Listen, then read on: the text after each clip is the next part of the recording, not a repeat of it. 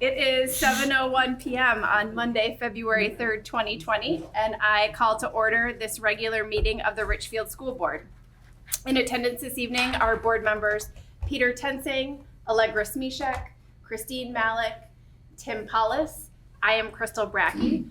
Superintendent Unowski and student board member Naomi Ferguson join us at the table. Board member Paula Cole is unable to be here this evening. We will strive to remain focused on Richfield Public Schools' mission statement that we inspire and empower each individual to learn, grow, and excel as we conduct our meeting this evening. There are printed copies of the agenda on the table over there, as well as the full board packet on our richfieldschools.org website if you would like to follow along. Thanks to everyone for being here with us this evening. Our first item of business is to approve the agenda before us. Is anyone prepared to move the agenda as presented? I will move the agenda as presented. Second. We have a motion by Ms. Malik and a second by Mr. Tensing. Is there any discussion? All in favor, please say aye. Aye. Any opposed? The chair votes aye and the agenda is approved. So we move first into the information and proposals non-action item section of the agenda, which this evening contains 3 items in the superintendent's update, including our annual presentation from the Richfield STEM School. The next opportunity for public comment will be at our board meeting on Tuesday, February 18th. With that, I turn things over to Superintendent Unowski to introduce our special guest this evening. All right, so we are being hosted by STEM School and Principal Amy Winter, who is here today with Marissa Silper, Katie Sanders, and Jose Salgado. So welcome to the board meeting. Take it away, Principal Winter. Wow, that's impressive. Thank you so much for letting us be here, and I've also brought some help tonight. And so I wanted to take this opportunity, as I had a few minutes, to share some of the work that we've been doing this year around our community and parent partnerships that we've been doing. And when I was thinking about how to organize this, I had thought about describing it kind of in circles, and what is closest as one of our immediate families. What does that look like? What does that involvement look like as it broadens out to then the greater school community, the local community, and the national community? In particular, when you look at what does this partnership between our families and our community do with our schools, and why do we even do it, and the benefits it really has, I kind of was thinking around how does it actually directly impact our students and their learning and their achievement. I think the second point is also how do we engage our families into students' learning, and so that they are a partner with us through that journey.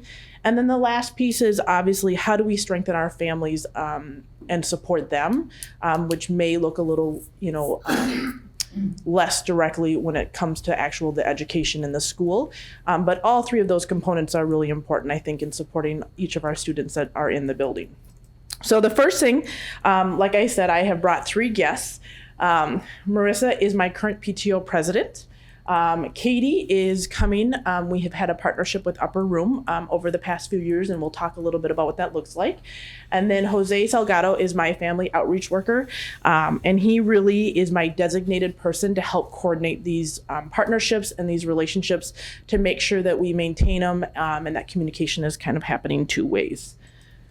So let me first talk a little bit about our family community, and in particular, I think the foundation and the strength of this work is really founded on the PTO and the work and the visions that they talk about, and how do they support our individual students and the building as a whole. On the next slide, it gives you a very, very quick synopsis of a lot of different things that they partner with us and connect with us on. And I will also have Marissa share a little bit about that. But I would say this, it's not just a relationship, and one of the things that I'm really trying to continue to support is it's just not a relationship about what can they do for us, but really how do we partner together? How do we really directly impact our individual students and their achievement and our families? And definitely also then how do we make sure that we have a feedback loop and that communication is going both ways? So on top of all of these items, which may be like tangible items, I've also worked with them around, how does our family engagement plan actually be a little more hands-on? And so we did some brainstorming sessions at PTO about what are the parents feeling when we do different things in the school?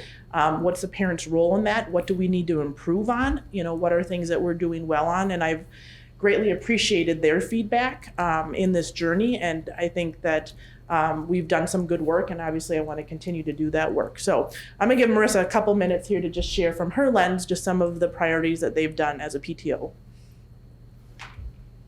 Hi, and thank you for having me. So I think something that's really important is I know that we do a lot of fundraising for schools, and it can just seem like a lot of fundraisers sometimes, and you don't always know where those dollars are going or what it's giving to the kids. So something that we're really focused on is making sure that the dollars get to our kids. We want our kids to see the benefit from all the fundraising that we're doing. So we kind of break it down into different categories, and I'm just going to highlight some of them quickly. As far as staff support, which we think is important because they are the ones that are with our kids every day and they are, teaching our kids, we do conference meals. So it can get to be a long night, as those of you who are in the school know, those conference meals are really important. So we do those twice a year. We also do a bus driver meal, catered luncheons, ice cream socials, bagels and coffee. We also come into the school actually and do the bus tags. If you guys have younger kids, sometimes it's tricky getting them on the right bus, and sometimes those bus tags aren't filled out, and it's just a huge load off teachers to not have to think about that first day of school when so much else is going on. As far as student support, we give every single STEM kid a t-shirt. So a big part of our dollars goes to giving every single kid pre-K all the way through 5th a t-shirt. So they can wear them on field trips, they can wear them on Fridays. It's just something fun that kind of brings everybody together. Recess equipment. So we've in the past provided playground for STEM. Every kid or every grade gets an end of the year party. So we give money per student for an end of the year party, which again is just one of those kind of classroom building, grade building things that the kids love. One of the most important things in my opinion that we do is our book drive. And so we have actually 3 really huge book fairs per year, but 2 of them are really focused on fundraising and raising money. The last book fair we do in the spring is our buy one, get one book fair, which every kid basically gets 2 free books. So every kid, again, pre-K all the way through 5th, goes into the summer getting 2 free books from the PTO with the money that we raise from book fairs. We also give money for field trips. So every grade gets a dollar amount per student to go towards a field trip. So some of the field trips they've taken, the Big River Journey is a hugely popular one with the kids. Minnesota Historical Society, Dakota City, and the Works are some of them. We also do events. So some of these events do have a little bit of a fundraising aspect, but mostly it is, we try to break even on them. So those big ones are the Sparktacular, which is every spring. A huge community event. We have inflatables, we have science stitch, we have craft tables, just a ton of things for the kids to do, and they love it. We also, every incoming pre-K or kindergartner gets a free ticket basically to have their whole family come to Sparktacular so they can really see the feel and the community aspect to the school. We also, as far as classroom support, we have provided flexible seating, sight word tools, pencil sharpeners, headphones, light filters. So sometimes the lights are just really harsh and bright in classrooms. And a lot of our teachers have realized that if they put just this filter over the light, it just creates a more calming atmosphere in the classroom. So we were really excited to be able to provide those. Board games, and then alphabet stamps was a big one. As far as the specialists, we have provided scooters, paint, makey sets, which is big because we're a STEM school. So really providing some of the tools for the WOW room has been a really big fundraising aspect for us. We really like to focus on that STEM aspect in our school. And also oils, canvas, and makers games as far as, again, STEM art, just some of the specialists. So those are just some of the things we do. Like I said, fundraising is hugely important to me, but I think it's even more important to know what that's going towards and to see our kids be able to benefit from what we give back to the school. That's all. Thank you. So I think I added a couple pictures of just some of the items that PTO has helped us provide. This is also a picture, like I had talked about, that feedback loop and having some brainstorming sessions and talking through. That particular night, we also have a representative from the Richfield Optimist Club, which is really neat to have his lens too, and kind of have that continued partnership. So those have just kind of been some of the highlights around our families. Here's another example.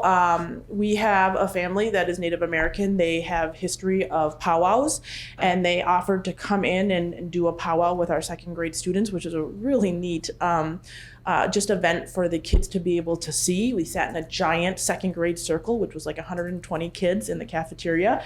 They brought the drum and they got to see some of the traditional dances. And then all of the kids together all participated together in the powwow, which was a really neat event. So those are a couple highlights around my families.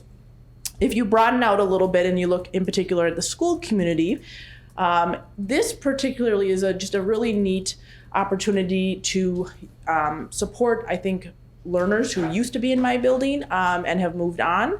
And so a lot of the examples here, if you go to the next slide, is actually around our middle and high school students providing support to us. And that was anything from our open house this year had middle school students helping guide families because our whole open house was outside this year. Really neat for our families to get to meet middle schoolers. Our intent behind that was that letting our elementary parents know that middle schoolers are not that scary and to have some connections with them. We have really used the high school students we do a kindness retreat with our 5th grade students. We've also used the National Honor Society students in helping us do a lot of the back work on our new phonics curriculum. There's a lot of putting together materials, and sometimes it's difficult when you've got kids all day. And so the high school students have been doing that. I actually think I have a picture of that. I'm not sure if that's the next slide here. Yeah, so this is the high school students putting together all of our little baggies and packs with the phonics curriculum, which was kind of neat to see and get all of that done and have them ready-made for the teachers. The second picture here is I have been just really blessed to have several retired teachers come back and just come and work one-on-one with students who just need that one-on-one attention, which has really been neat because you don't always have the staffing to be able to do that. This is Eileen. Eileen used to work in the district. Way back when I worked at Sheridan, she was across the hallway. That's how I met her way back in the day. But she does reading support for me. She does it almost on a daily basis. The other thing that she does is she makes these bears so that the kids have something to read to. And so when they go home and, she wants them to read at home, she has a little, bag with books to take home. And so then the kids also have an opportunity to read to their special bear when they're at home, which is just a really neat gift that she chose to do. And that's, on her own accord. So I hadn't noticed the bear. Yeah. The little one's arms until you just said that. Yeah. Thank you. The next one is local community. We also have been just really blessed with several connections with some community organizations. On the next slide, it lists just some examples around this. This particular year, we were gifted with Operation Warm, where the local firefighters union came and gave a coat to every kindergarten and 1st grade student, which is a really neat event. At that same time, the Rotary Club also provided mittens and hats for any students that needed it. We were also given a $5,000 grant from Honda to provide additional STEM resources to our building. I know all of the buildings get support through Wood Lake. And then we've also received some financial support from the Assistance League on some of those items. And then I kind of left for the last one in particular. We've had a partnership with Upper Room. Part of that is also through the Sheridan Story. So every Friday, if there's any families that need any meals, Upper Room provides us the manpower. And so while kids are in classes, they go through the hallways with a cart and they put the bags of food in the kids' lockers and in their backpacks. So nobody knows who's getting what food. It's all done very discreetly, and then the kids just take it home with them on the Fridays. It takes a lot of manpower to be able to do that, and I've just been very appreciative that every Friday they come and they do this, and sometimes just that reliability has been really neat to have. The other thing that they were gracious enough to do that I literally received announcement just before this last week is they took an offering at their church and they wanted to give that offering to the building, in particular to provide some additional support around technology. And they had announced that they were donating $7,000 to the building, which was just a huge celebration to receive that news. So I'm gonna give her a couple minutes to share just a couple things from their lens from the church side, and then I'll move into my closing. So. Well, it's really beautiful to see so many different organizations. I think it really does take a village. So we, like she mentioned, we got connected to the Sheridan story, and through food distribution and having a team of volunteers. I think we have about 20-ish people that rotate. I show up once in a while with my 2-year-old. He's now 3, who's gotten in trouble for running in the halls. I think what we've just tried to do is part of our operating budget. We always want to go outside the walls of our church. And so that's kind of where the Sheridan story came in. But then we always say at Christmas, we want to just go above and beyond in our giving. And so we just said, what do you need? And that's the question I think we just want to ask is how can we help? Is there anything you need? And so there was a list of ideas and we thought, well, why not? Let's just go big. So this was a big deal for our community to be able to raise this much money. So we're not a huge church. There's probably about 400 people that make up our community. And so we were really thankful that people really stepped up and saw an opportunity to give above and beyond. So we love this. We're so thankful for the hard work these guys do. And having been a former teacher, I know how much goes into, there's just so much, the whole child that, we're serving these kids. And so I'm thankful to be a part of this village. We are thankful to be a part of this village. I'll also just take a couple minutes to introduce Jose. Like I said, all of these partnerships takes some work, and Jose has really been my backbone in making sure that these partnerships are successful. And so I wanted to definitely give him a couple minutes or a minute here to just kind of share from his perspective around the work we're doing. Hello, everybody. A little nervous. Well, basically at STEM, I am a dictionary or Rolodex, a catalog, and an interpreter. I help out a lot of the teachers with translations and interpreting for meetings. I do the same for Mrs. Winter. I connect with families. I am, for lack of a better word, the face of the school in most instances. So it is, I can see it in the families when they walk in and they see me, they know me. If I can speak Spanish to them, they feel comfortable. I speak a little bit of French, so we do have some communities that come from Africa that speak French. So even just saying bonjour to them, it just gets them open, they feel comfortable.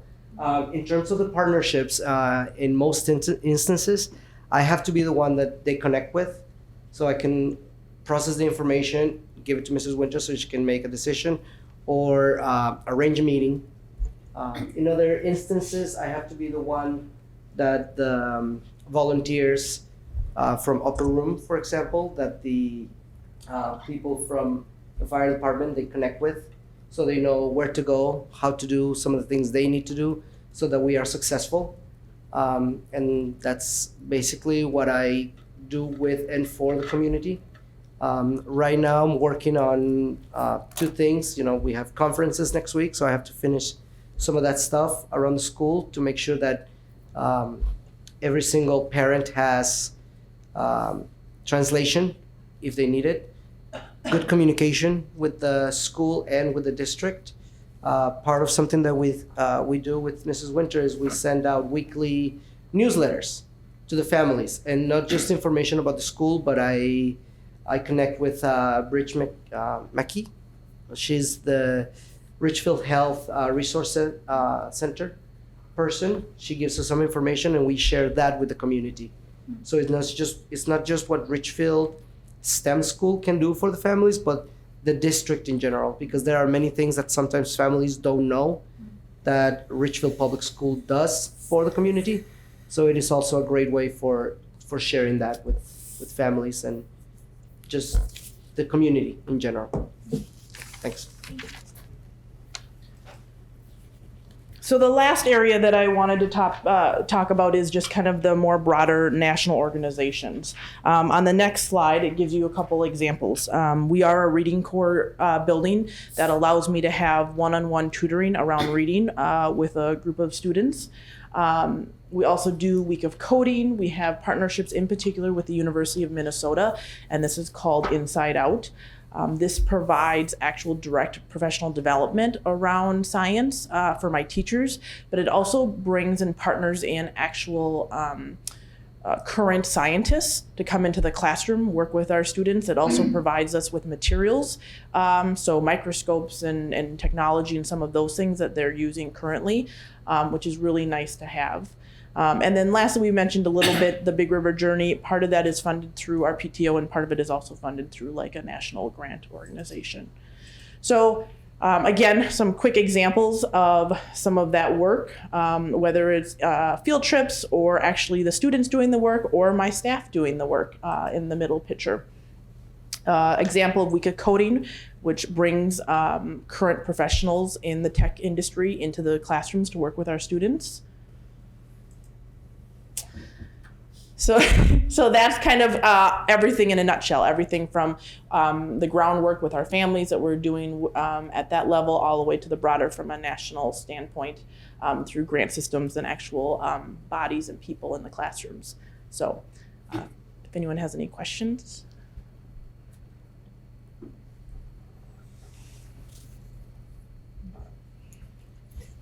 I don't have questions. I just think it's impressive the breadth of the connections that you have with community and how you define it as the close community, and as it expands, it's pretty impressive, and I don't think that happens accidentally. So Thank you. Nice work by you with the staff and the parents to put that together. They all definitely undermine their positions and the work that they do. They are a phenomenal team, and definitely the work can't be done without them. So I would just add, as a former PTO leadership person, to see it all laid out and to have that communicated back so that people know when they're doing that fundraising, where that money is going, and making sure that it's getting to those kids, but not just that it's getting there, but that people know. I think that filling that circle all the way around is really important. I think something that we weren't necessarily that good at in my memory. So it's great to see that. Very impressive. Yep. And it just sort of reinforces the kind of what makes Richfield I mean, obviously other communities have this too, but I mean, I just think that this is really an important part of kind of that community feeling that is a real asset to our STEM and to Richfield as a whole. So I want to definitely thank those of you who are giving of your time and your love for your kids and for the whole community. So appreciate that. thank you so much. And Jose, Katie, Marissa, thank you for being here tonight too. It is really helpful to have different perspectives and the different roles that you all play reflected here this evening, and know that it's taking time away from other things for you to be here. So thank you.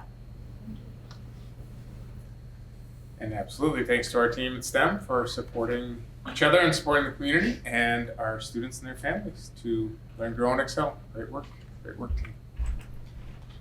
From there, we're going to move into vision cards, which are one of the ways that we have public accountability and remain focused on our strategic plan and the areas within our strategic plan.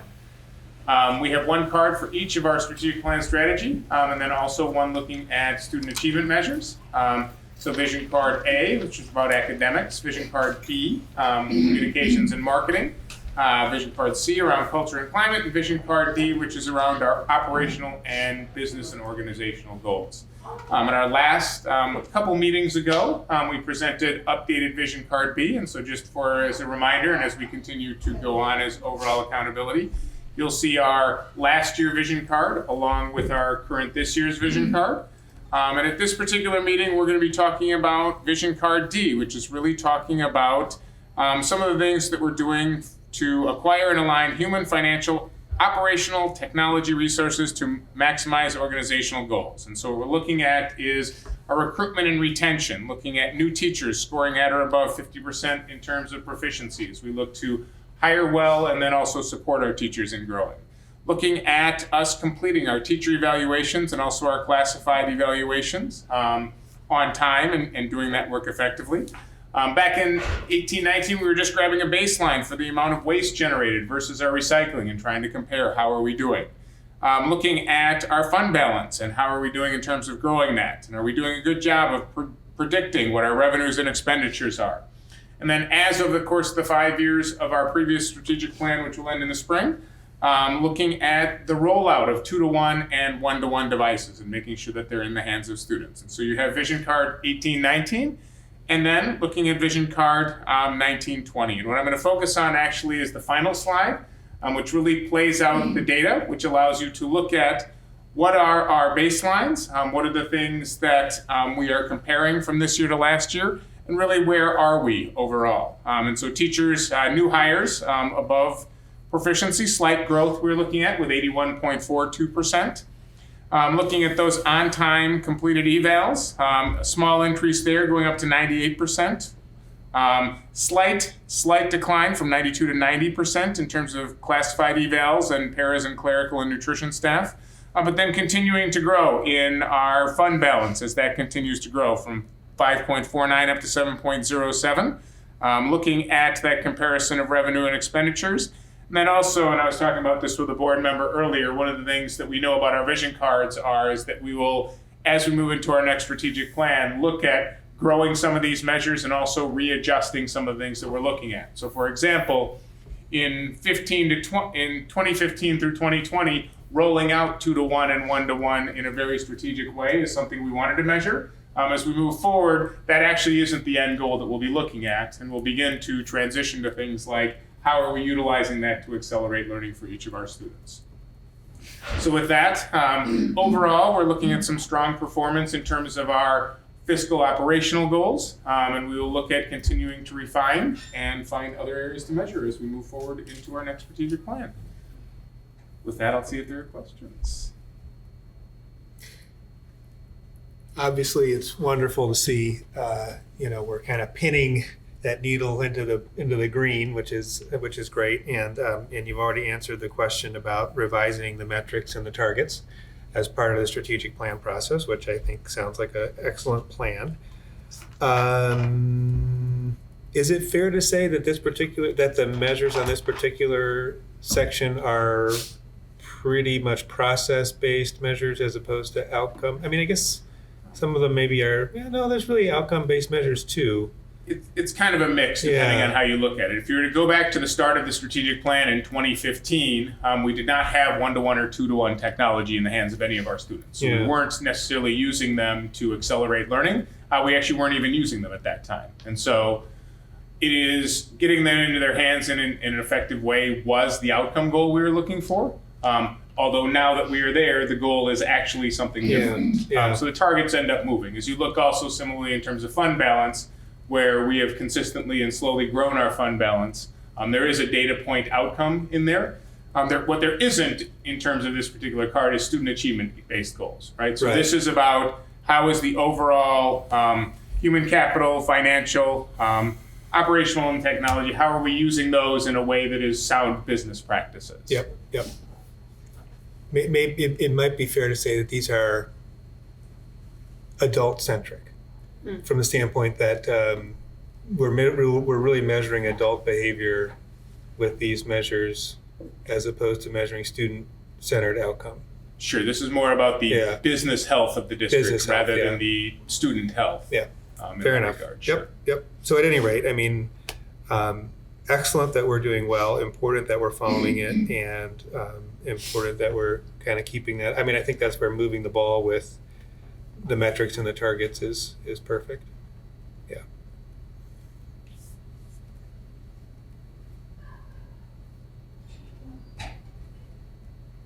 Any other questions or comments? No. As a new board member, I really appreciate the formatting of the vision cards. They're very clear, and I appreciate that attention to detail, so thank you. Yeah, and of course the I mean, the other key piece is this stable measurement over time, so that, I mean, hopefully what that translates into, I mean, ideally, where this is a communication tool, not just for the board, but for the public as a whole. And so we should just be making sure that, I mean, that might be part of what we think about as we also are looking at communication, that that we're leveraging this sort of thing to be clearly showing a dashboard of our performance to our real people who are the real owners of the school district, which would be the community. Yes, I think So, if you look to some of our areas in regard to marketing and communications, where some of our levels are significantly lower than this. We've talked about having measures that are beyond just solely test scores to talk about what is the breadth of the work that we're doing. From a financial business perspective, we are relatively healthy. And then if you think back to earlier in this presentation, you have the previous Vision Card B, communicating and marketing those that positively promotes Richfield Public Schools is actually in the lower range. And so us figuring out not only how to measure these pieces and make them visually organized well and attractive, but how do we communicate and share this information in a way that becomes public knowledge and public data and public information, rather than a conversation at the board level with the hundreds of people here watching. That's right. In the room. And it being really difficult to access in a board packet and Right, knowing what board right. packets do I even look at to be able to see these. Correct. So to make the connection to our agenda item coming up later about the website and upgrading the website, I think it's a fantastic opportunity to think about how do you actually make things like this more front and center and have people know where to actually find things like this on an ongoing basis. It's almost like you planned it that way. I wish that was the case. Sure. Yeah. Organized well. We did plan, there are no other questions, the business update, which was one of the process improvements that we have implemented to talk about how are things going financially, and have regular reporting at the board level about how are we doing. So Mr. Holge. Yep, very good. And just a reminder, this report takes a look at where we are in comparison to our budget for the current year, and then it also looks at where we are in comparison to where we ended last year in each one of these revenue and expenditure areas. A couple of highlights when we look at revenue, we see that overall our revenue right now we're at about 45% of budget. The last couple of years we were closer to 30%. As you look at this detail, you'll really see the bulk of that is sitting within the property taxes line. One of the things that we've been working on is improving our the timeliness of our reconciling or receiving our revenue funds. Specifically with property taxes, we receive payments in April, May of each year from the county. We receive payments in October, November each year, and then it's all finalized in January. So taxes are payable in FY19, but we're receiving them as part of the 1920 fund. So we've changed some of those practices and updated that. So now that we've received all of our property taxes, we're booking those as of the end of December. We have about a $20,000 variance that came in January this year that adds into that. So relatively close in that area.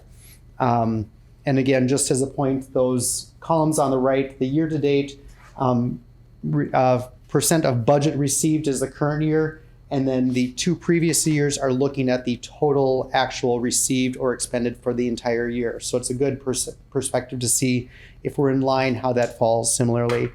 When we're looking at expenditures, again, looking at the bottom line, currently we have expended 39.6% of our budget. Last year at this time, we expended 40.7% of our actual expenditures during the course of the year. So there's about a 1% variance, assuming that things are relatively consistent. That puts in line to the 40.3, so falling relatively close to the expenditures. Salaries and benefits tend to be the highest. Our salaries are slightly below the percent expended last year. Our benefits are slightly above the percent expended last year. But in essence, those things are all equaling out. Some variances below that, but there's smaller amounts when we look at salary and benefits. The next area, program series, actually on the bottom of the last slide, just breaks out that same information. The first one is expenditures by object series, salaries, benefits. The program series looks at the areas where those are expended, just as some key parts with that.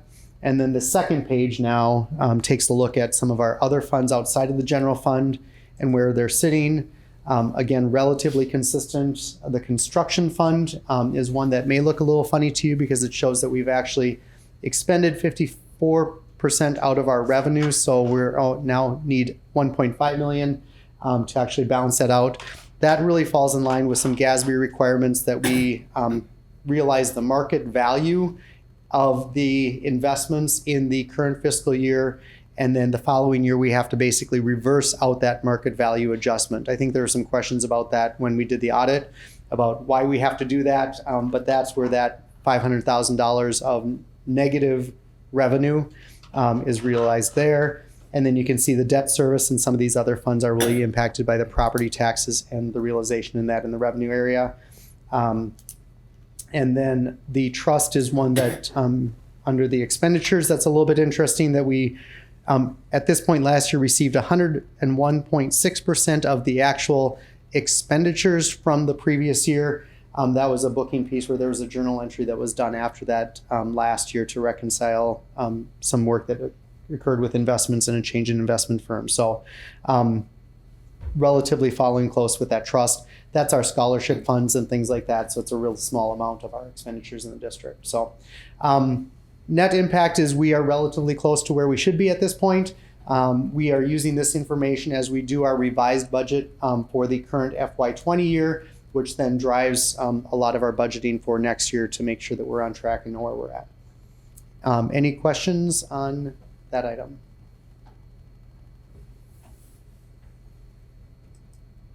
Okay, thank you. Thank you for the update. Thanks, Craig.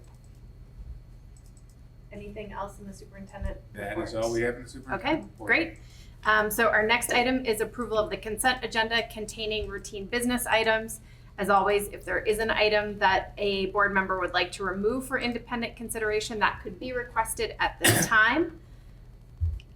Seeing none, is there a motion to approve the consent agenda as presented? So moved. Second. So we have a motion by Mr. Tensing and a second by Mr. Paulus. Any discussion? All in favor, please say aye. Aye. Any opposed? The chair votes aye and the consent agenda is approved. So we move into old business. The first three items are related to our facilities work across the district. Yep, thank you. So the first item is the change orders for the Richfield Dual Language School, change orders 11, 12, 13, and 14, representing a net increase of $71,049.88. The details are all included in with this. Change order number 1 is $19,619 for health department changes in the kitchen, as well as receiving and dish return areas, as well as a credit for some mobile bookshelves that were used because of delays in casework. Change order 12 is $18,716 for miscellaneous electrical work. Much of that was due to construction projects due to Xcel Energy relocation delays and existing conditions, as well as some repiping of the waste piping in the wash sink area in the kitchen. Change order 13 is $11,342 for removing existing sprinkler risers and installing new valves as required by the fire chief. And change order 14 is for $21,371.71 for reinstallation of existing smoke detectors. We did put on these cover sheets some of the additional detail that really highlights what was that original contract sum, what was the net change previously, so what's the balance moving into this, as well as the change orders that are included in with this, and then the new contract sum. So originally, this contract was $948,000.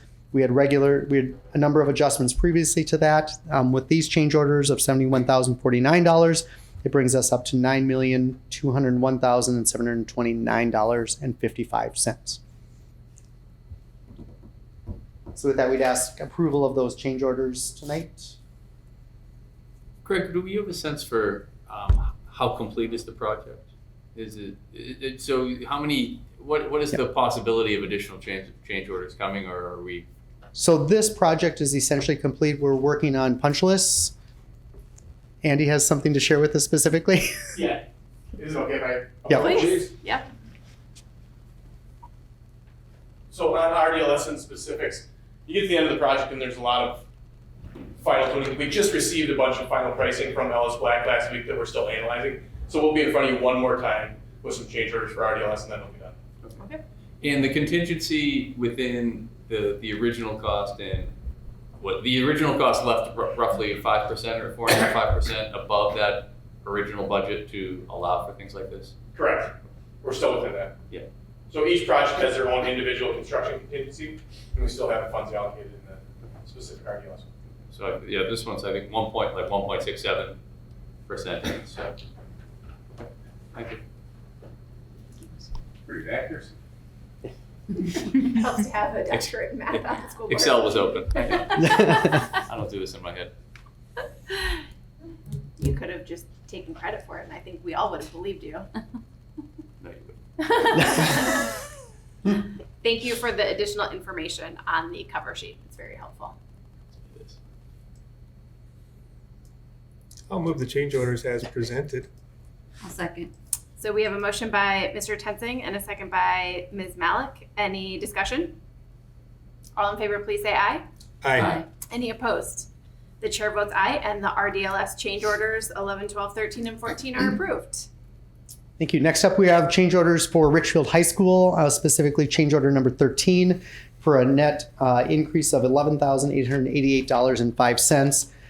Really has to do with adding paging and fire strobes for the expanded upper commons area, a new electrical breaker for the dishwasher machine, insulation to the roof drain is another miscellaneous areas like that. And then also 2 credits for omitted data for digital displays and eliminating a new data closet in the district office, which was relocated into an existing data closet for efficiencies in that area. Here, the original contract was $35,430,000. With the previous changes and these $11,888, we are now at $36,155,549. I have one question, which is really just a curiosity more than anything. What is a paging strobe? It's the lights that are flashing on and off when fire systems go off. All right. I believe it's Okay, so it's all just part of that whole fire so when safety. the fire alarm goes off, the Yeah. strobes start working. Just all part of fire safety. Yeah. Okay. So we probably need them. Yeah, we don't ever want to use them, but we need them. It sounded important, Yeah. but I just kind of was curious. Any other questions? I'll move the change order as presented. I'll second. So we have a motion by Mr. Pauls and a second by Ms. Smishek. Any discussion? All in favor, please say aye. Aye. Any opposed? The chair votes aye, and RHS Change Order 13 is approved. Thank you. And next we have the RSTEM facilities change orders 14, 15, 16, and 17 for a total increase of $111,850.80.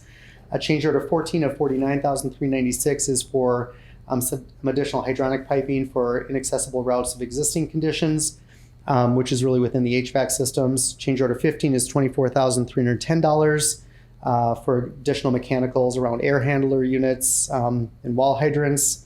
Chiller equipment, change order 16 for $20,786 for some additional demolition that was required, and change order 17 for $17,358 for unit ventilator finishes and the removal of some special conditions in certain classrooms. Originally, this project was $14,800,000 in the original bid. Previous change orders were $371,000. We have another $111,000 here for a total new contract sum of $15,283,236.46. Similar question that I have compared to the RDLS project. Like, where are we in the timeline in terms of project completion? So this project is scheduled to be completed next fall, so the fall of 2020. So we still have this entire summer construction project or summer construction going on. They are relatively on schedule. In some areas, they're actually a little bit ahead of schedule, but we still have summer work that needs to be completed when students aren't there. Do we have concerns that we'll run past contingency in any of these areas? This one's already 3.3. So we'd just be chipping away.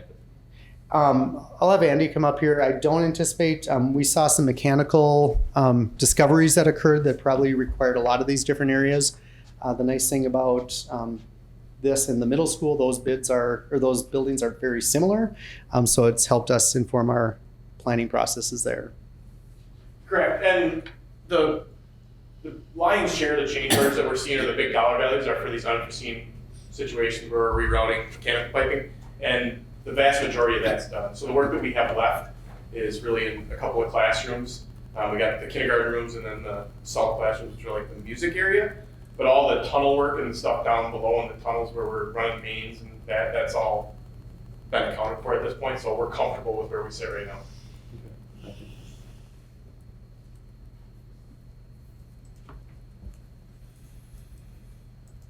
Any other questions on RSTEM?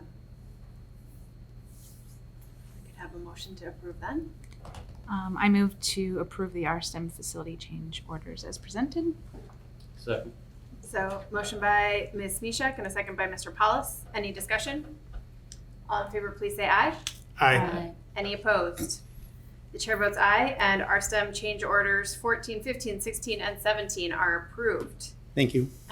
Next is continued discussion on the revisions to board policy and guidelines 112 related to wellness and nutrition. Just as a reminder, we started this process in December. This has been really significant revision work that we're still in the middle of to better communicate our expectations and how we want our students and families to experience nutrition in particular, but also how it connects to wellness more broadly in our schools. So pretty typically, we are doing 3 reads of policies. I anticipate 5 in this case. This is the last read by the board before we bring it out to our nutrition team members, our Safe and Supportive Schools, our Health and Wellness Committee, and gather some additional feedback before, I would say, the final revision to bring back to board to look at, to put those final touches on before read 5. Now that is going to take us a period of time to get through all those committees, but this is taking into account some of that feedback to date. And so wellness policy 112, one thing that has been brought up is for us to look at the name wellness because really it is only about nutritional wellness and physical educational wellness, and so we're not looking at social, emotional, or mental health wellness. And so that may be something we look at for policy number or revision number 4 is to take a look at the title. The only other piece of the overall policy we were looking at is just changing a little bit of the language to align to our overall mission statement, learn, grow, and excel rather than grow, learn, and thrive. And 112 overarchingly talks about how we will be a district that looks towards the nutrition and physical wellness of our students, and that we will have some guidelines to work in that direction, and that also those guidelines are connected to the USDA and some of the overall expectations of the federal government and some of the governing bodies. 112.1 really gets into some of those administrative guidelines. And what we did when this was developed several years ago was work hand in hand with Bloomington Public Health. One of the things that will be coming in the next revision will be their additional input also. They have done some work to separate out the required mandated components to be in line with USDA with the recommended components. And so there are areas where we have flexibility and there are areas where we may not. As we look through, it talks about USDA meals, what we will do. Talks about competitive foods or those that are not necessarily in that meal setting in the lunchroom, how we will market, talks about physical education, and talks about how we will overall report. And that is the summary of 112.1. As we talk about 112.2, and this is the one that was the catalyst to us working our way through this, which is also required policy around nutrition services operation and meal charges. There have been some changes added to make sure that we are continuing to increase in the clarity. Making sure that under no circumstances shall any student be turned away from a USDA meal, nor shall they receive restricted choice. And so one of the language changes was we are not restricting choice. So alternative meals are not only an option because those are options to all of our students, but restricted choice actually shall not occur. And so that was put in several places. changing it from students with negative balances to lunch accounts with negative balances throughout. And then just trying to continue on with the clarity of communication occurring from an administrator, social worker, or administrative designee, other occurrences through the outreach worker, but that the school social worker and building leadership will be responsible for that, and nutrition services will not directly communicate in that way. Then walking through for elementary and secondary students, what does that communication look like? And then trying to clarify what occurs at point of sale, and that is where the complexities often happen. And making sure that our staff can clarify about the requirements, and trying to look in and see how do we be as clear in that communication as humanly possible, while making sure that our students are treated in the way we would always want them to be treated. And so with that, there are some of those revisions, with again, additional revisions to come, and providing that extra opportunity for board members to look at additional feedback, which should come back to us again 2 more times, with a significant amount of feedback between this and probably a month and a half pause before we bring this back for the next time, because the number of folks will have their eyes on this. I had a few more comments to add. Just it's in 112.1 in section 5A. I think I read that it seems to suggest RMS is on trimesters, but I believe it's on semesters now. 112.1. 5A. 5A. They have moved to semesters. You're correct. Okay. So we'd want to make sure we align with that. Yep. You and I had talked informally about the redlining on lines 41 to 43 of that same page. That's page 78 of the packet. At the bottom, students missing class, encouraged to make up missed physical activity with an equivalent activity, and we give examples including intramural athletics, documented exercise. But since in line 25 above, we highlight interscholastic or intramural sports, I think we should include both in the example below, so that someone doesn't believe that omission was intentional to exclude interscholastic. I mean, I think we want if students miss class and need to have vigorous activity, I personally don't care whether they're wearing school clothing or not, or their own workout clothes. To get that vigorous activity, it should count, assuming it's incidental to the overall course. Agreed. Okay. I don't know why it hit me just now. Why do we have different action levels and thresholds for the different age buildings? I mean, it seems to me that we now have two or 4 things to manage, when we could just have the phone calls go out, or the notices go out, and then the other outreach, like whether it's minus 15 or 25, depending on the age of the student. Right. There are a couple of different levels of responsibility. I think the increased responsibility in secondary students also includes an email to them directly, so the students are aware, whereas at elementary that wasn't considered to be age appropriate. That was one of the things that came in conversation with nutrition staff. But again, that is something for the board to be aware of, to determine what thoughts are in regard to that. I don't know why we'd have 2 different action levels. Okay. Personally, it seems like more things for us to track instead of, just run it everyone above this level or below this level. And we can clean that up and make it the same dollar figure for all students. I think that would help us. And then lastly, the point of sale clarifications. I mean, I think we have to be very, very clear here, and make sure that the staff at the point of sale are trained in the things that are like we highlighted here at the point of sale nutrition services and added text may clarify the students' reimbursable meal requirements. But if the question to the staff member is what is my balance and how do I fix that, that's not addressed. And telling them what is a reimbursable meal seems like an obtuse non-answer. And so it highlights to me some of the specifics we have to get into as this unfolds, because we don't want to leave it to chance again.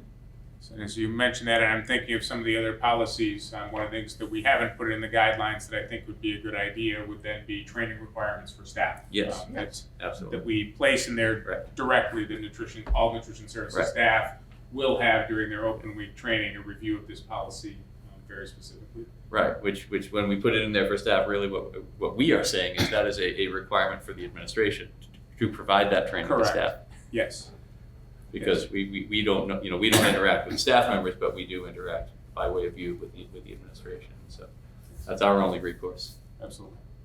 And I think also with that, under point of sale clarifications, a little more plain language so that anybody who reads it is going to understand what they mean. So clarifying to students reimbursable meal requirements is kind of a technical way to say clarifying for students what they are required to take. So if they don't take a fruit, letting them know they have to take a fruit in order for that to be a reimbursable meal. So essentially, you need to take a fruit. So maybe clarifying that in a little more plain language so that it's clear.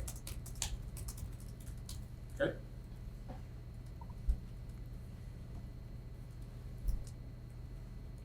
And then we already talked about Part D, where it talks about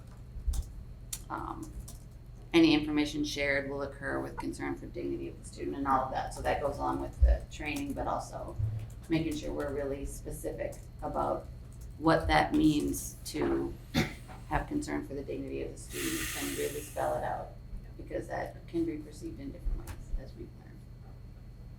Absolutely. Yeah, Christine, your comments are similar to some of those that I shared in advance with the superintendent.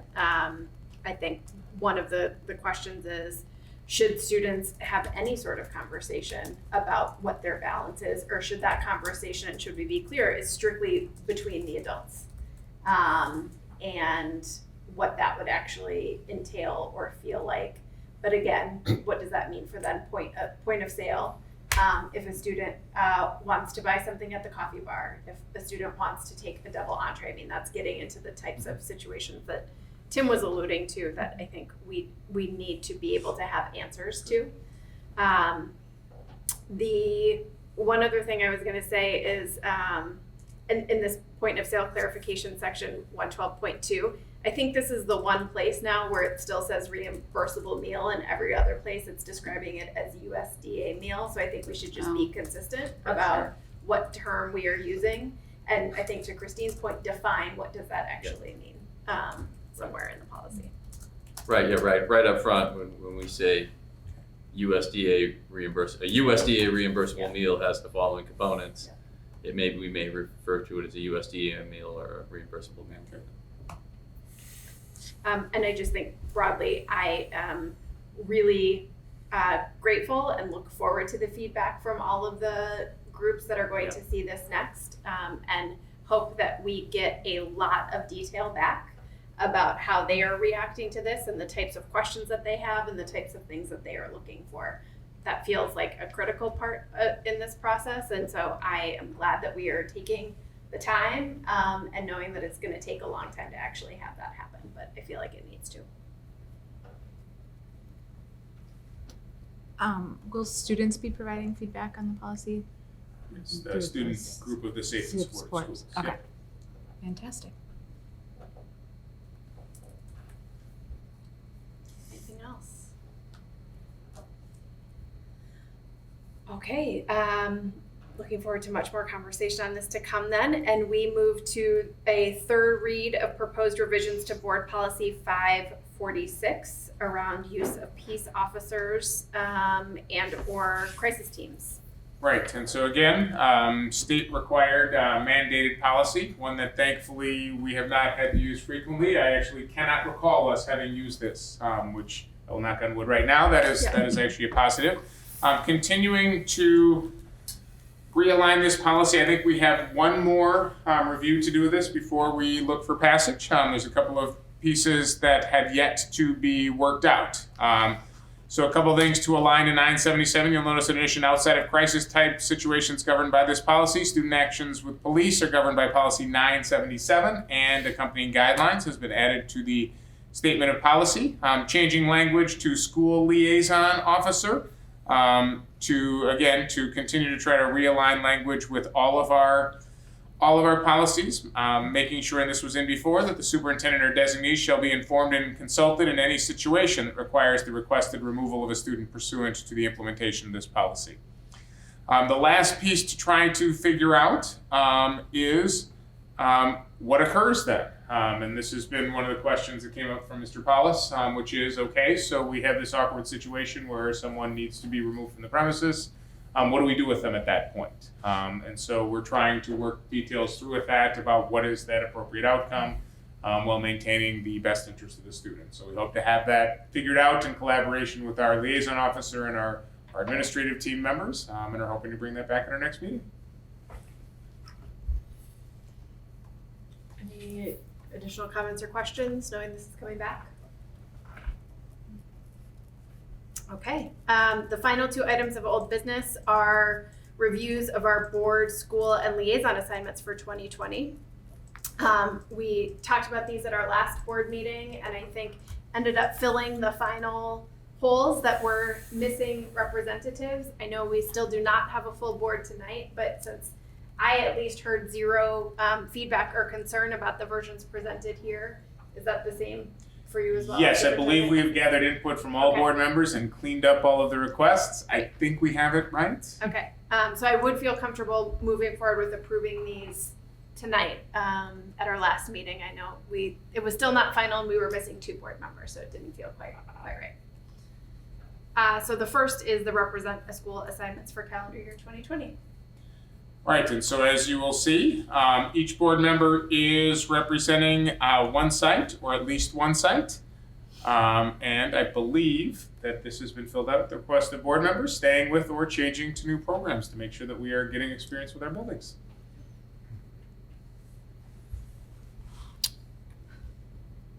I'll move the assignments as presented. I'll second. Thank you. So we have a motion by Mr. Paulus and a second by Ms. Malik. Any discussion? All in favor, please say aye. Aye. Any opposed? The chair votes aye, and the assignments are approved. We move to the board liaison assignments. All right, so as we look to the liaison assignments, I believe we have made the changes that were requested. And so you see the activities advisory and fundraising advisories who are sort of together yet sort of separate. We have identified who is in on fundraising, who is in on activities, and put both of those in there. I believe we have made changes. Community Ed Advisory Council, District Construction Committee. We have made the changes to the District Curriculum Committee and the Health, Safety, and Wellness Committees. We added and made the updates and changes to the Fiscal Planning Advisory Committee, separated out the Safe and Supportive Schools just to clarify which was student and parent component, and made those specific separate meetings clear. And so I believe we have made all of the correct updates. I have one request, which is relative to the Strategic Advisory Committee, and this, I think we've kind of determined that this is also overlapping with the strategic planning work. We had, in the past, we had also sort of done some, Mary had helped us to sort of coordinate some of that rotating. So I just would request that we could maybe have Mary take that on again, so that we're not just sort of doing it willy-nilly. Yeah. Absolutely agree. Sounds good. We will have Mary follow up with an email. I'm reminding of those 3 dates, the next of which is actually coming on Monday, a week from today. So with that comment, I would move the liaison assignments as presented. I'll second. So we have a motion by Mr. Tensing and a second by Ms. Malik. Any further discussion? All in favor, please say aye. Aye. Any opposed? The chair votes aye, and the liaison assignments are approved. We move into new business items before us this evening. First up is a recommendation for awarding the contract for Sheridan Hills Elementary facilities work. Correct. Thank you. This is the last of our major schools that are being bid, and so we're recommending this proposal. We do have Central School, which is still a remaining project for us that we anticipate later on this in this coming year. With Sheridan Hills, we have the 2019 additions and renovations bid with a recommendation to authorize the administration to enter into a contract with Corval Constructors Incorporated for $9,582,000. We received 7 bids. ranging from this $9,582,000 up to $10,959,740. We are recommending the base bid along with the first alternate for a rooftop unit replacement as part of this project. Questions about the bid? Greg, can you remind us where, at the outset of the project, the expected total for the Sheridan Hills was? It based on the input at the time or the wish list? Yep. So this proposal did come in a little bit higher than what we had originally projected. When we ended up with the bid, it was about $1 million more than what we had estimated based on, I think, 3 different points of proposals, being that we had that span of between $9,500,000 to $10,959,000 and 7 different bidders that were relatively close within that. This was the lowest bidder as part of that project.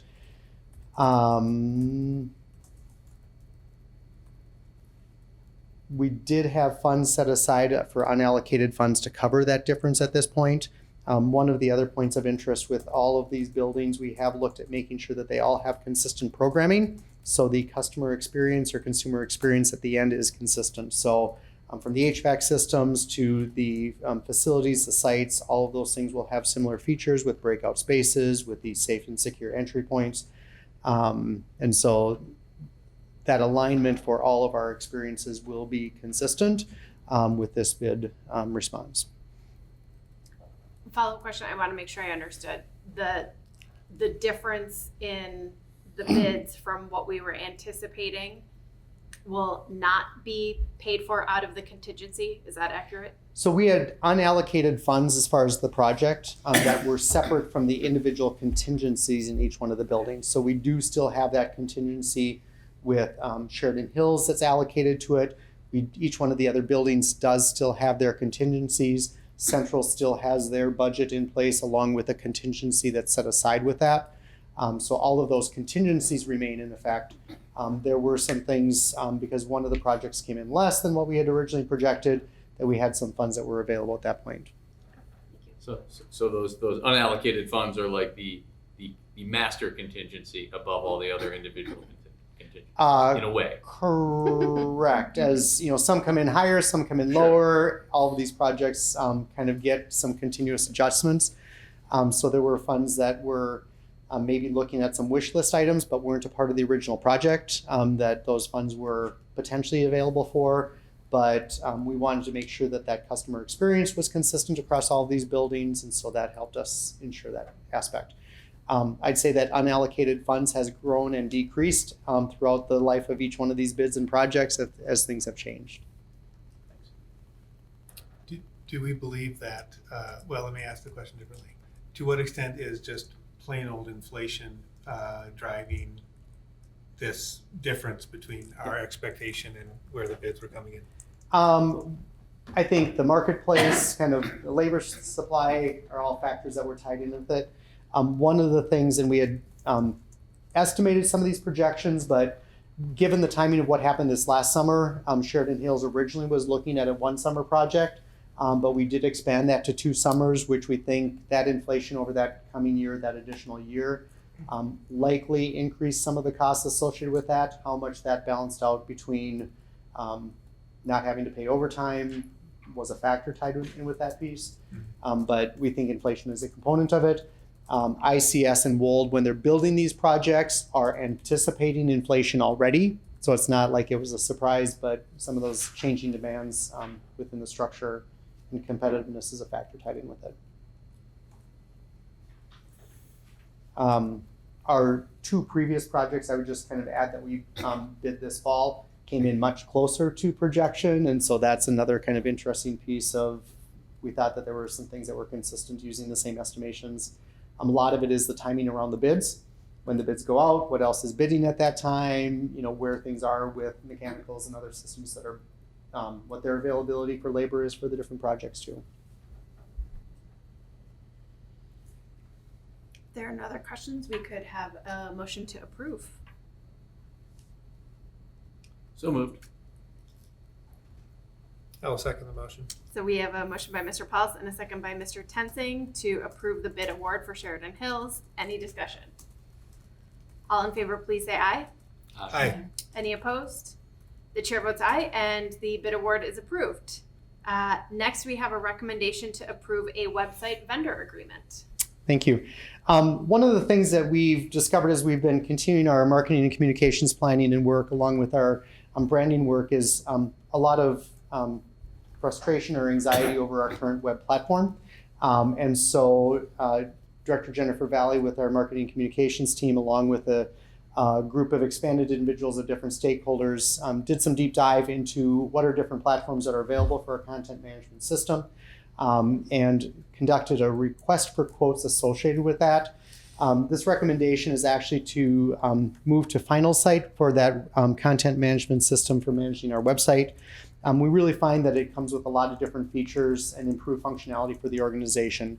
Things like easier navigation, really more sophisticated functionality for us to include videos and photos and things like that, which really allows us to tell our brand message.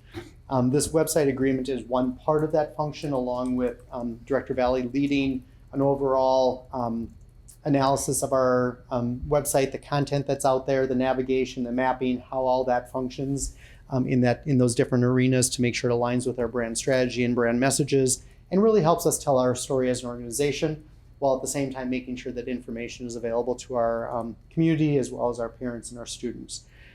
So the recommendation really comes in with that movement to Final Site.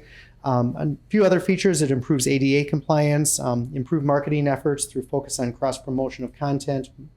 Also, we're finding that more people are moving away from desktops onto phones and pads and things like that are that functionality. So this is leading in that area.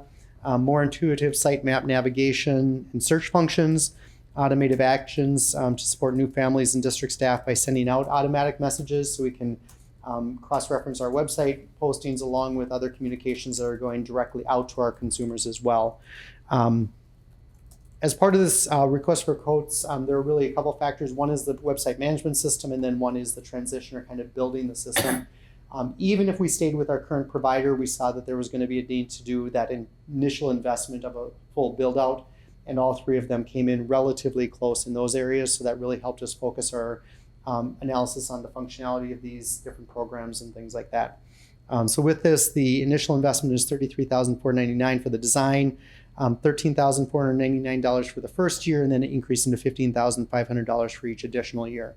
Just for a point of reference, with the current system when we moved into it, that was about a $13,000 to $14,000, and then it's been about $10,000 each year. So there is an increased cost, but we do believe that value of this program really is small, or the investment is small compared to the value that this program is going to allow us to manage. We're also finding that there are a lot of other districts that are moving to this platform because of that functionality and ease of access. So with that, we'd ask your approval. Jennifer Valley has been leading a lot of this work, and she has a lot of background with that digital marketing strategies. And so if you have questions about that, I'd invite her up at this point too. Who is our current provider? Blackboard.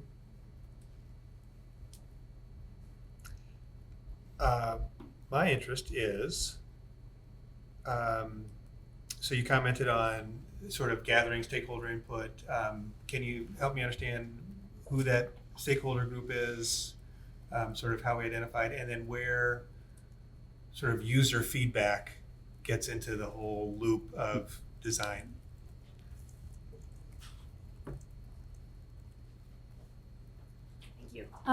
We started with a steering committee. We've got about 18 members on it. We reached out to people at different levels of the organization, people who are current web editors. We have a student representative. The only group we were not able to get on the committee were parents. We did reach out. We just were not able to find anyone who was available for that. So it's a pretty broad section of users representing schools, programs, departments, administration, teachers, media specialists. Mm-hmm. Yes. And a student. And a student. And a student. What was the second part of the question? So the second part is, and then this is really not necessarily about this particular, it may be or may not be, but knowing that this is presumably something that is needing, a website needs continuous maintenance, right? Yeah. And so what I'm curious about is where user feedback gets brought into that sort of loop on understanding functionality, how the website is working for people who are actually using it. So how do we incorporate that? So up front in the initial analysis, we have Google Analytics and some other tools to tell us who's doing what and where and how often. I'm also going out to different advisory councils and PTOs to get specific feedback. My most recent one was with the Activities Athletics Advisory Council, and followed that up with a survey then that the coach sent out to other people who weren't at the meeting to get feedback. We have another online survey that's actually going out this week. Sent it to Craig about 2 hours ago.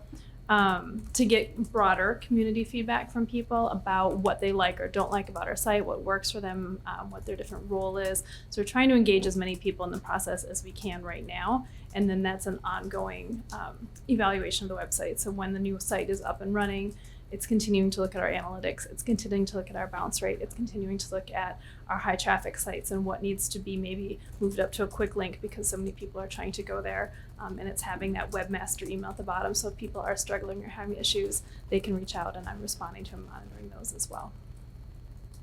All right, thanks.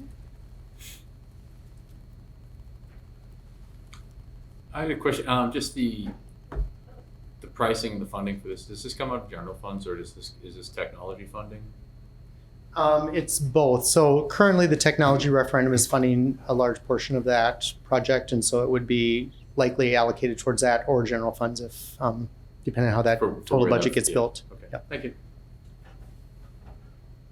I just wanted to say I'm excited for the change. I feel like when we upgraded to our current version, it felt like a massive leap, but I think already we see and experience the limitations, particularly around user friendliness and navigation. And I know there's lots more around marketing and communication that can be done too. So it feels like it is the right time to make the investment and to be able to see now what this next several year span is going to be able to bring for us.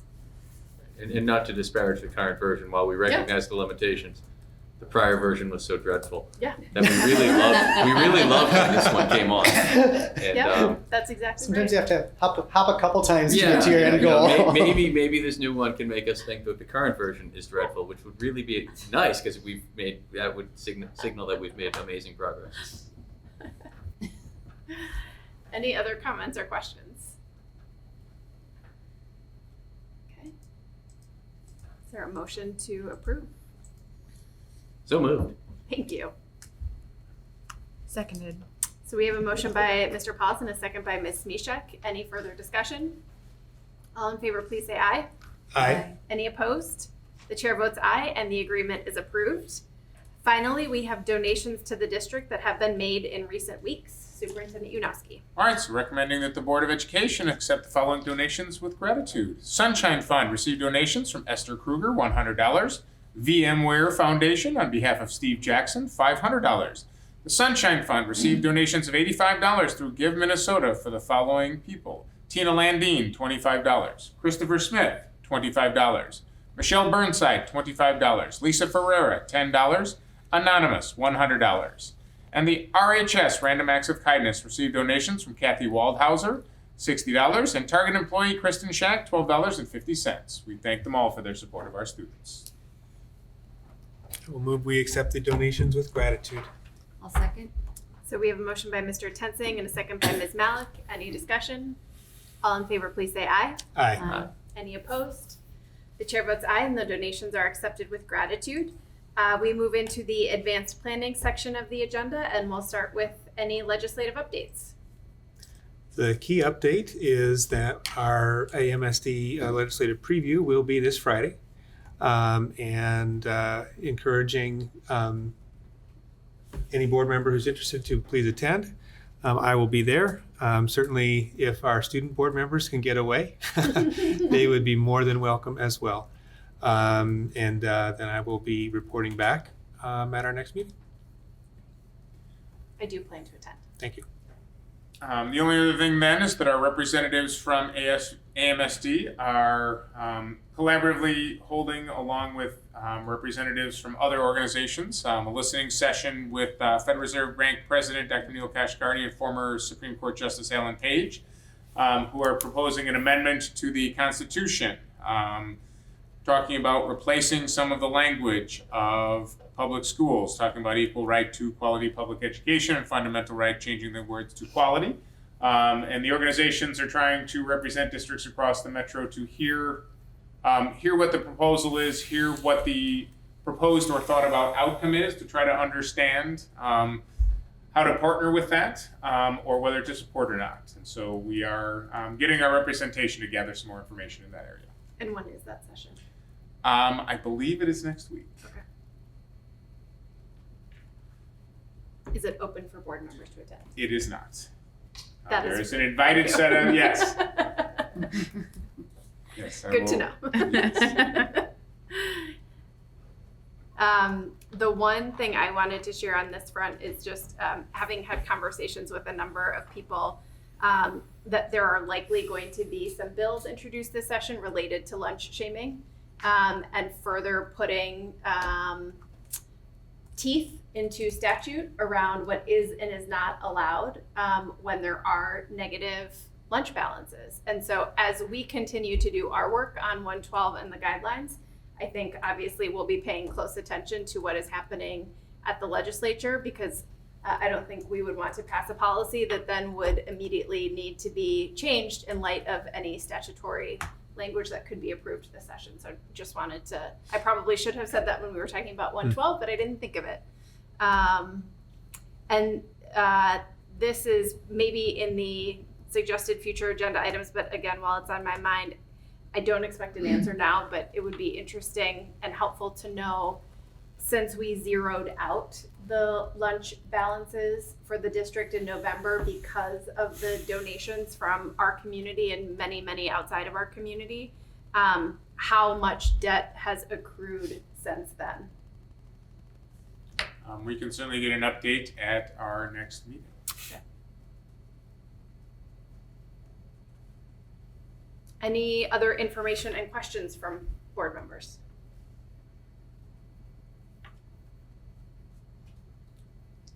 This was referenced already. I think Peter brought it up, but we have the next Richfield Realized meeting on February 10th. And so, Mary, thanks for your help in making sure that we have a good representation of board members, but also wanted to put a plug for community members to attend as well. There will be a meal, there's childcare, and there are translation services available. Anything else? I would just add, both Crystal and I were at the recent one, and it was inspiring to hear the enthusiasm and all of the really thoughtful and interesting ideas that were coming from our community, things that sounded really neat that I never thought of. So it's a good experience if you can find the time to go. Okay, our second meeting of the month will be on a Tuesday, February 18th, due to the President's Day holiday. The meeting will begin with public comment and also include the presentation of student recommendations for district improvement. So very exciting to finally have that conversation coming to the board. Are there any additional items that board members would like to request for information or discussion at an upcoming meeting? All right, then the final item of business on the agenda would be to adjourn. If there is a motion to do so. So moved. Second. So we have a motion by Mr. Paulus and a second by Ms. Mishak. Any discussion? All in favor, please say aye. Aye. Aye. Any opposed? The chair votes aye, and the meeting is adjourned at 8:24 p.m. Good night. Other